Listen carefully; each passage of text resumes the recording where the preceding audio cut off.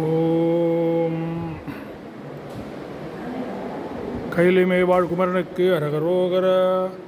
புவியதனில் பிரபுவான புகழியில் வீத்தகர் போல அமிர்த கவி தொடை பாட அடிமைதன கருள்வாயே சமரில் எதிர்த்த சுமால கையிலையில் வீட்டருள்வோனே நம சிவையே பொருளோனே ரஜதகிரி பெருமாளே.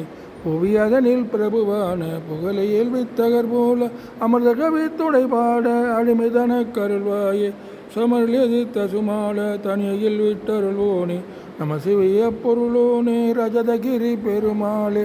ராஜதகிரி பெருமாளே அடிமைதன கருள்வாய்.